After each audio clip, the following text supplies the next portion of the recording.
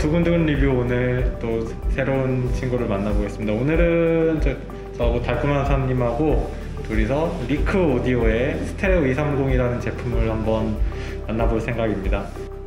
이 리크 오디오 같은 경우는 이제 빈티지를 오래 하신 분들은 잘 아실 만한 브랜드인데, 1934년에 런던에서 해롤드 조셉 리크라는 분이 설립을 한 회사고요. 세계대전 끝나고 이후에도 50년대, 60년대까지 이제 제품들을 내놓으면서 이제 활발하게 판매를 하다가 1969년에 이 회사가 랭크 오거니제이션이라는 곳에 매각이 되면서 회사의 이제 명맥이 끊겼다고 볼 수가 있는데요.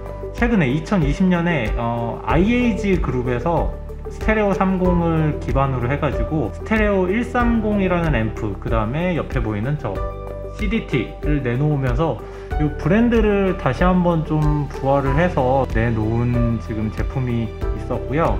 스테레오 130이 생각보다 좀 꽤 많은 이제 인기를 얻으면서 2022년 말 이제 스테레오 230이라는 제품을 또 출시를 했습니다. 그래서 이 스테레오 230 같은 경우는 스테레오 130이랑 디자인이라든가 이런 부분들은 이제 전면 디자인은 거의 동일하다고 보시면 되시고요. 앰프의 출력을 좀 강화하고 좀 DAC를 좀 업그레이드하고, 그 다음에 뭐 HDMI 아크 단자를 넣으면서 몇 가지 좀 기능적으로 업데이트를 해서 좀 새롭게 이제 내놓은 제품입니다. 홍보 사진이나 다른 사진을 봤을 때 이 노브들이 굉장히 저렴해 보입니다. 플라스틱 같고 한데 실제로 보면은 이 노브들이 다 금속으로 만들어져 있어요. 그래서 돌리는 느낌도 나쁘지 않고, 손 밸런스 조절이나 밸런스 조절할 때도 딱 중간에 센터에서 멈추는 그런 느낌도 잘 구현이 되어 있습니다. 그래서 이런 부분들이 재미가 있고, CDT 쪽도 본다면은 이 버튼들을 누르는 게 조금 아날로그틱해요. 그래서 좀 딸깍하고 눌리는 느낌이 있어요. 그러니까 이 버튼들이, 요즘 버튼은 뭐 터치도 있고 그냥 살짝 눌리는 그 느낌에서 소리가 안 나게끔 그런 버튼을 많이 쓰는데, 얘는 되게 아날로그스럽게 버튼 할 때마다 딸깍거리는 그 소리가 있어가지고 이것도 손맛이 좀 제법 있습니다. 그리고 요즘 유행인 이 포노판이 아까 설명이 안 된 것 같은데, MM 포노가 달려 있어가지고 턴테이블을 바로 연결이 가능하고, 또 130하고 다른 게 바로 이 HDMI 아크 단자예요. 이게 뭐냐면 TV하고 연결했을 때 TV 리모컨으로 볼륨을 조절하면 소리가 조절이 돼요. 그래서 리모컨을 따로 안 써도 되는 부분이어서 저 HDMI 아크 단자는 좀 되게 잘 채택을 하지 않았나 싶습니다.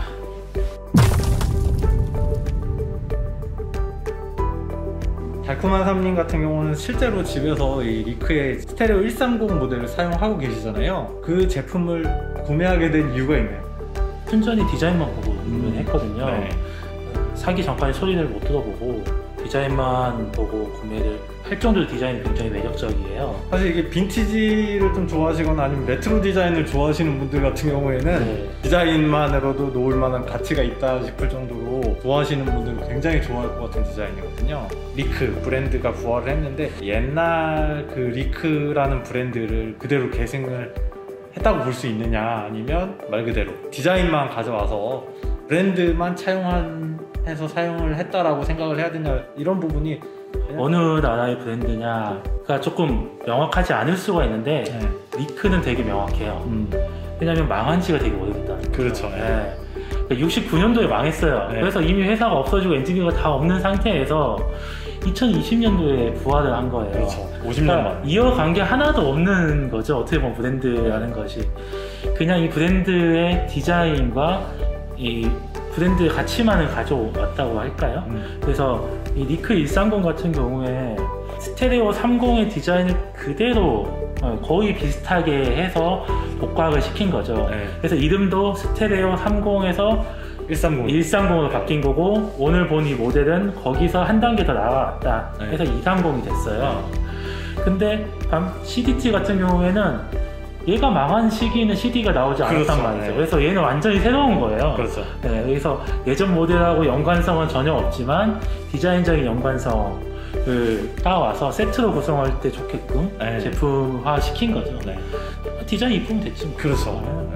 어떻게 보면 이제 이런 레트로 디자인을 최근에 이제 또 많이 이제 유행을 하기도 하면서 약간 이런 오래된 브랜드의 이런 감수성을 입힐 수 있는 좀 그런 느낌으로 발매가 된 게 아닌가. 그래서 실제로 이제 스테레오 130 같은 경우에는 굉장히 좀 반응이 좋았고 판매가 꽤 많이 된 걸로 알고 있거든요. 근데 좀 많이들 아쉬워했던 게 좀 앰프의 출력이라든가 이런 부분들에 있어서 좀 아쉬움을 좀 많이 얘기를 해서, 어떻게 보면 요즘 나오는 D클래스 오이론들에 비해서는 이 230으로 130에서 230 업그레이드 됐음에도 불구하고 출력이 75W밖에 되지 않아요. 그렇죠. 그래서 출력이 적다고 생각을 할 수가 있어요. 근데 이 오디오에서 실제로 이 출력만큼 볼륨을 올리지 못해요. 그렇죠. 대부분의 환경에서 몇 와트 정도를 사용하는데, 이 구동력에서 더 중시해야 되는 거는 전원부에 얼마나 투자를 했냐거든요. 그렇죠. 이 230 같은 경우에는 이 정도 가격대에서 되게 드문 무게를 갖고 있어요. 15kg가 넘어요. 130이 8kg대인데 거의 2배 가까이 무게를 늘렸거든요. 출력이 올라가고 하는 부분은 거의 다 전원부에 더 투자를 한 거거든요. 이 정도 무게를 갖고 있는 부분은 출력의 수치와는 상관없이 훨씬 더 구동을 더 잘 보여줘요. 출력이 높은 D클래스와 이 AB 클래스지만 출력이 낮은 이 앰프를 비교했을 때 서로 장단점은 있겠지만, 이게 출력 수치가 낮다고 구동이 부족할 거다라고 보기에는 좀 어렵긴 해요. 오히려 AB 클래스고 이 묵직한 전원부가 있기 때문에 많이 나올 수 있는 그런 소리들이 있거든요. 좀 더 묵직하고 무게감이 있는 저역의 구동이 된다는 거. D클래스 같은 경우는 출력이 높아도 조금은 이탈감이 좋아서 좀 몸을 펼쳐주는 느낌은 있지만은 음이 좀 가볍게 들릴 수가 있어요. 저역은 좀 탄탄한 느낌이 날 수 있지만은, 이게 전통적인 이런 AB 클래스의 이런 맛도 한번은 경험해 보시지 못한 분들은 들어볼 만하지 않나 싶어요.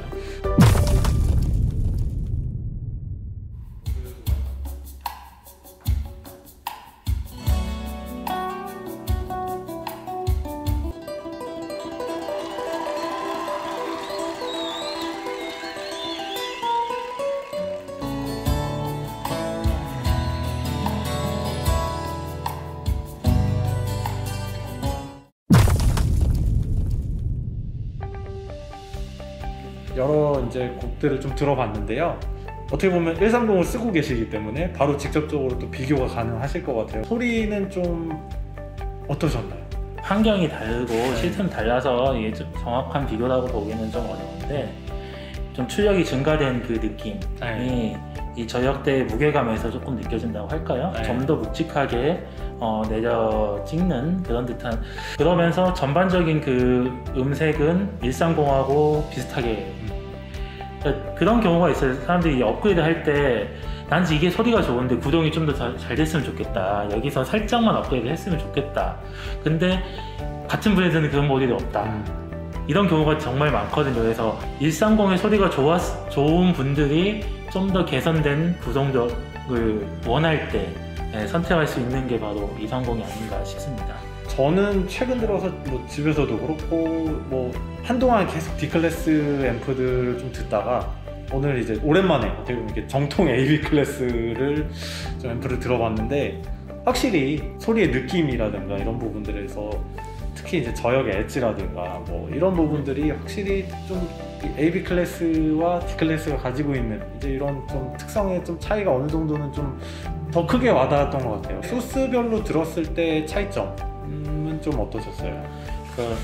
이 니크 앰프가 기본적으로 음을 되게 좀 풍성하고 잔향이 길게끔 표현을 해줘요. 그래서 공간을 채우는 맛이 있어요. 그러니까 앞으로 튀어나온 음은 아니고 내 뒤쪽으로 해서 이렇게 공간을 채우는 느낌의 소리가 있기 때문에 그 통울림이 있는 스피커와 매칭이 됐을 때 장점을 더 살려주죠. 그래서 배짝하고 매칭이 좋다라고 말씀하시는 분께 그 부분에서 이제 비롯이 된 건데, 이 니크 CDT는 이 앰프하고 동일한 성향을 띄어요. 그래서 자연스럽게 매칭이 돼서 소리가 괜찮고, 의외인 게 이제 블루투스예요. 그러니까 블루투스가 안 그래도 다른 소스에 비해서 음이 가볍고 건조하기 쉬운 소리예요. 그렇죠. 그래서 가볍고 좀 화사하거나 좀 밝거나 이런 앰프에서 블루투스를 재생하면 이게 되게 듣기가 더 그리 좋지 않은 느낌이 날 수가 있는데, 건조해지죠. 상당히 건조해져 버리는, 앰프 자체도 풍성하지 않고 윤기가 부족한데 이 리크는 기본적으로 풍성하고 윤기가 있는 소리이기 때문에 블루투스로 연결해도 적당히 들을 정도로 네. 소리가 나와요. 그래서 좀 진지하게 들을 때는 CDT나 아니면 네. 턴테이블 연결해서 물리 배치로 이제 세팅해서 듣고, 좀 가볍게 네. 들을 때는 블루투스도 해가지고 들어도 괜찮다. 네. 네, 집중하지 않고 들을 때는 솔직히 블루투스도 충분한 맞아요. 소스거든요. 그래서 사실 이제 오디오 이제 파일 분들이 블루투스 사용하는 거에 대해서 굉장히 좀 네. 거부감을 많이 가지고 그쵸, 계신 네. 경우가 많기 때문에 거의 사용을 안 하시거든요. 네. 사실 거의 사용을 잘 안 하시는데, 저도 오늘 좀 들으면서 느낀 거는 블루투스로 듣는 것도 꽤 나쁘지 않았다. 네, 이런 말씀을 드리고 싶어요. 그리고 굳이 좀 단점이라고 하자면 좀 어떤 부분이 있을까요? 이런 풍성하고 네. 듣기 편하게 소리가 좀 더 레이디백하는 이런 소리가 반대로 말하면 개방감이 부족한 소리예요. 네. 그래서 소리가 확확 와닿게 나오는 소리를 좋아하시는 분들, 네. 좀 락 콘서트나 이런 현장감이 확 느껴지는 소리를 좋아하시는 분들한테는 되게 반대에 있는 소리예요. 근데 보컬을 듣는다거나 어쿠스틱 악기를 듣는다거나 하시는 분들한테 굉장히 좋은 네. 애고, 디지털 소스를 딱히 가져가지 않겠다, 나는 그냥 LP만 듣는다 하시는 분들한테 또 추천드리고 싶은 소리예요. 그러니까 아날로그 소리에 잘 맞고 DAC의 튜닝과 이 앰프의 튜닝이 건조한 소리를 잘 들을만하게 만들어주기 때문에 실은 블루투스를 쓸 필요도 저는 없다고 봐요. TV가 있다면 TV 연결해서 그렇죠. TV에서 스마트 유튜브를 TV니까. 보면 그런 부분들이 이제 커버가 잘 돼서 생각보다 좋게 들려요. 저도 집에서 TV 연결을 쓰고 있는데 딱히 그게 필요 없을 정도로 유튜브가 화면에 대한 보이는 것도 채워주면서 음색도 적절히 맞아 떨어지거든요.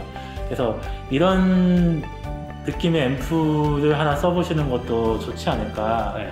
아마 많은 분들이 최근에 입문하시는 분들은 많이 경험해 보지 못한 스타일의 소리예요. 네, 그런 것 같아요. 네. 그래서 한 번은 들어볼 만한 소리다.